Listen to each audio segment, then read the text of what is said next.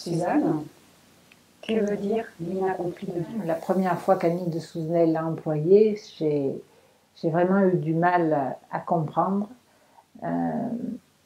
L'homme est créé, le verbe créer, bara, on peut le décomposer en bête, rao, mettre dans le voir. C'est-à-dire que l'homme, l'humanité est en Dieu, et Dieu à un moment va accoucher de cette création. Et notre chemin, c'est de faire le retour, parce que nous sommes le dernier animal de la création. Il y a eu le monde minéral, le monde végétal, le monde animal, et en dernier, il y a l'homme, ce rampant, ce petit rien, à qui Dieu va donner, va mettre à l'intérieur de lui une étincelle divine qui va lui donner la force de faire ce retournement et ce retour à Dieu. Et nous sommes, nous, on dirait l'inconscient de Dieu. Nous sommes à Dieu ce que notre inconscient est à nous. C'est-à-dire que nous avons à être réintégrés dans le sein divin, c'est le chemin que nous avons à faire.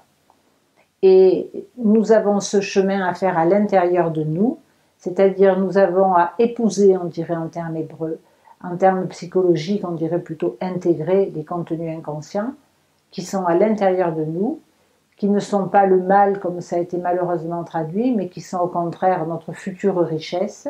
Et au fur et à mesure qu'on intègre ces contenus inconscients, nous devenons féminins par rapport à Dieu pour être épousés de Dieu. Dans le Cantique des Cantiques, on a ces 3 niveaux de mariage. Le mariage de Salomon avec sa bien-aimée, qui est très sensuel, qui est très beau. Le mariage intérieur de Salomon avec son intériorité, il va épouser tout ce potentiel. Et à un moment donné, Salomon va devenir Shulamite, qui est le féminin de Shlomo, et il devient féminin par rapport à Dieu. Et on a les épousailles divines, on a une réalisation totale de l'être. Donc, cette notion d'être l'inaccompli de Dieu, c'est des notions, on ne peut que les aborder, on ne peut pas vraiment comprendre exactement ce que ça veut dire, mais on a quand même une expérience intérieure de voir quand on intègre un contenu inconscient, quand on fait un chemin, on change. Et si nous, on ne le voit pas, ou parce qu'on se ment beaucoup à nous-mêmes, mais les autres vont nous le dire. Tu as changé, tu te mets plus en colère facilement, tu as fait ci, tu as fait ça. Et c'est vraiment toute cette intégration du contenu inconscient qui se fait petit à petit, parce que quand nous sommes incarnés, nous sommes dans le temps. Il n'y a pas de temps en Dieu, on est dans l'éternité, le non-temps, mais dans la matière, nous sommes liés au temps, et l'évolution ne peut se faire que pas à pas.